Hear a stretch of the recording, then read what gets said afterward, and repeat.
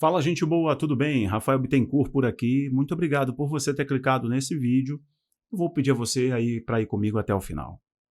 Pessoal, é o seguinte, eu preciso dar a minha opinião diante de um tema agora que vai fomentar bastante coisa relacionada a esse conflito Rússia e Ucrânia. Bom, uma cidade agora virou palco das discussões e de toda a histeria ocidental, porque realmente provoca histeria nas massas.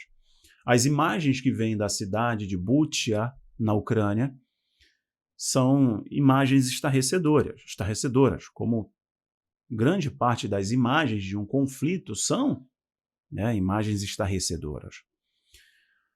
Eu começo dizendo a vocês que é o seguinte, tanto o presidente da Ucrânia quanto o presidente dos Estados Unidos, autoridades da Alemanha, autoridades do mundo, estão exigindo que o Vladimir Putin seja levado ao Tribunal Internacional como um criminoso de guerra. Hoje, enquanto eu gravo esse vídeo para você, eu gravo um dia antes do que você assiste. Eu gravo no dia 4. Você assiste no dia 5. Enquanto eu gravo esse vídeo, horas atrás, o presidente dos Estados Unidos deu uma declaração dizendo que as imagens que vêm de Bucha, civis jogados em vala comum, pessoas amarradas, civis, né, eliminados assim brutalmente, né, claro, tem que ter muito cuidado com o algoritmo aqui, as palavras.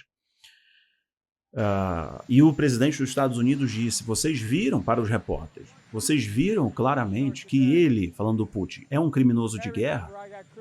Vamos apurar a verdade disso, mas pelo jeito, nós precisamos enviar mais recursos, armamento, para a Ucrânia. E este homem é um criminoso de guerra. A Alemanha expulsou vários oficiais russos, diplomatas, etc. Expulsou no dia de hoje, dia 4. De igual modo, a coisa na França se intensifica. A França está em processo eleitoral. Há quem diga que a Le Pen consiga passar o Emmanuel Macron no segundo turno, que a coisa vai ficar apertada no segundo turno. Então, veja, tem muita coisa de capital político envolvido. Estados Unidos também, eleição, né, de meio de mandato, etc.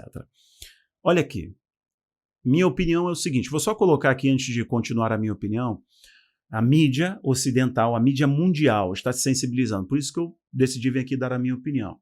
The Wall Street Journal produziu um vídeo de mais ou menos quase 3 minutos condenando a Rússia, mostrando ali as pessoas, né, eliminadas, toda a brutalidade, etc.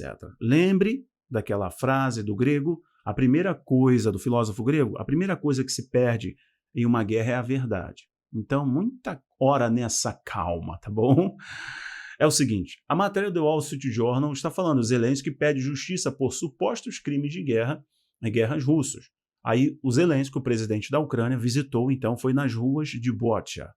É muito raro, desde 30 dias atrás, né, 40 dias atrás, o Zelensky ir em uma zona de conflito ou ir em uma zona que estava em conflito, uma área de conflito e agora foi desocupada, que é o caso de Bucha, essa cidade. Esse vídeo aí que está no The Wall Street Journal, tá aí a fonte, depois você pode assistir, mostra ele caminhando, né, os civis lá, aquela situação muito dolorosa, né? Inclusive, gente, existe um canal no Twitter, um perfil no Twitter, um perfil ucraniano, portanto a visão é completamente pró-Ucrânia, trouxe a informação de que as mães estão escrevendo nas costas das crianças, né, dos pequenos, o nome, o contato, né, dos pais, das mães, caso os adultos sejam eliminados, as crianças não fiquem perdidas, consiga depois identificar o parentesco, etc. É tudo muito doloroso, né? Mas tem muito apelo, né? Tem muita histeria das massas, né?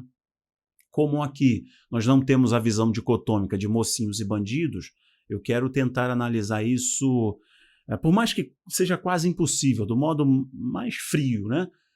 Porque, para não ter cuidado de não errar na análise, né? Me compadeço com os inocentes, choro aí com os que estão chorando, é tudo muito triste. O povo civil inocente está no meio disso tudo, de uma marionete, do interesse mundial, o território sendo utilizado numa guerra por procuração, e quem vencer a Ucrânia domina a ordem mundial, vocês sabem disso, eu tenho falado e eles têm falado sobre isso. Ok. Então os civis estão no meio dessa história toda. E aí o Zelensky foi lá, transitou nas ruas, etc.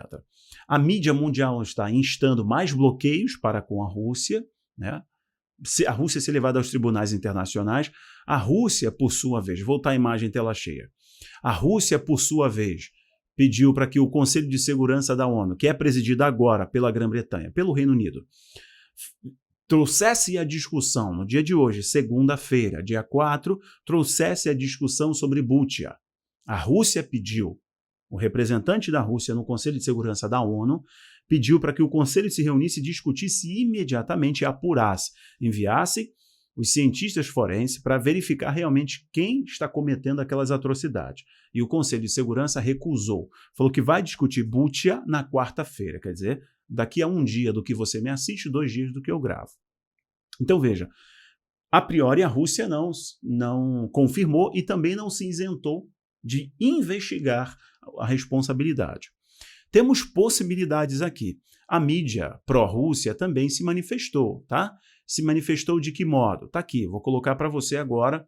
O RT está dizendo, numa coluna de opinião, está dizendo, a verdade sobre Bucha está lá fora, mas talvez muito conveniente para ser descoberta. O que esse título provocativo e irônico está dizendo? Que a verdade está clara, é muito clara, mas a mídia não quer falar a verdade, quer produzir esse sentimento de revolta e sentimento anti-russo. Entenda, é uma mídia pró-Rússia, mantida pelo governo russo. Essa matéria está aí, também está no Sputnik, você vai ver isso, é uma coluna de opinião. Ele está falando o seguinte, por outros acontecimentos que falaram que a Rússia era culpada, na verdade foram imagens manipuladas. Um exemplo, esse vídeo eu gravei também para o pessoal do Geopolítica Premium, lá eu falei abertamente. O link do Geopolítica Premium está aqui embaixo para você quiser me apoiar. E eu mostrei para eles imagens de que o seguinte, em outros momentos desse conflito, um tanque passando por cima de um carro, dentro do carro estava um civil, várias outras situações alegavam que eram os russos, mas na verdade eram os nacionalistas do Azov. O pessoal sabe? Você sabe muito bem, nazi. Foram eles. Foi manipulação de imagem. Usaram imagem de videogame. Simulador de videogame, de uma bateria antiaérea, derrubando caças russos, mas era um videogame. Um jornalista holandês, se você dá uma bugada em inglês, você vai ver. Um jornalista holandês publicou uma imagem de um bombardeio russo em um depósito de petróleo. E ele foi expulso da Ucrânia. Não pode entrar na Ucrânia por 10 anos, porque ele divulgou uma imagem que não foi primeiro investigada, apurada pelo governo ucraniano. A mídia ucraniana foi dissolvida, está na mão do governo. Os partidos opositores foram dissolvidos, está na mão do governo. De igual modo na Rússia. A mídia e os partidos agora estão na mão do Putin. De igual modo no Zelensky. Então, de onde a gente confia em informação? A gente tem que tentar o máximo possível apurar. Lembrando, aí o problema são os civis que estão no meio dessa história toda. Uma parte, quem está lucrando com isso tudo? Bom, a indústria da guerra. Os Estados Unidos agora, olha o orçamento para a defesa. Olha o orçamento, mas cortou aí 15 embarcações, navios de guerra, ele cortou o orçamento para esses 15 navios, mas destinou para outro lado. Veja, Taiwan agora, quantos bilhões Taiwan vai gastar temendo a invasão da China?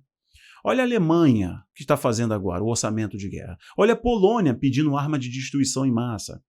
Olha, no mundo inteiro, nessas distopias, o mundo inteiro tende a subir os orçamentos de guerra, orçamentos de defesa. Quem lucra com isso? Os produtores, os fabricantes, os senhores das armas, os senhores das guerras. É sobre isso que está em jogo. Aqueles que estão agora nos seus palácios, suas mansões, tomando um uísque, fumando um charutão cubano e lucrando com tudo isso. Eu já vou encerrar agora. Quando eu falei para o pessoal, vou botar a tela cheia, vou dar mais uma opinião aqui. Agora é importante. Pessoal, se você não se inscreveu ainda, eu vou pedir aí 3 segundinhos para você se inscrever, deixar o seu joinha e tocar o sininho. Eu não vou nem colocar pirim-pim-pim. Deixo só aqui na verbalização mesmo, sem animação na tela. Se você puder, se inscreva. Me apoie agora, deixa o seu joinha, toca o sininho para todas as notificações, é importante, tá? Bom, é o seguinte, olha só que interessante, algumas imagens que vêm de Bucha, a cidade ucraniana, mostram que a data da saída da tropa russa dali foi dia 30. E o prefeito entrou em Bucha, se eu não me engano, dia 2. Então tem uma lacuna de tempo. 31, dia 1º, dia 2. O vídeo viralizando foi ontem e hoje, no mundo inteiro, gerando muita comoção e muita sensibilização, porque vídeo desse tipo gera muita inconformação, raiva, ira, né? São crimes de guerra mesmo. Mas tem uma lacuna de tempo aí que não está soando estranho. Soando estranho, né? Não está batendo a informação. A cidade ali já estava dominada pelos russos. Então, por que estes crimes não aconteceram antes? E dá para ver pelo fluido dessas pessoas, o fluido corporal dessas pessoas, para não falar a palavra aqui, né? O sangue, ali derramado, que era coisa que não estava tão distante assim. Então, se os russos já estavam na cidade, por que eles não fizeram isso quando invadiram, eliminaram a todos? Perguntas, tá bom? Não estou colocando minha mão no fogo nem 1 milímetro pelos russos, nem 1 milímetro. Mas veja, é estranho.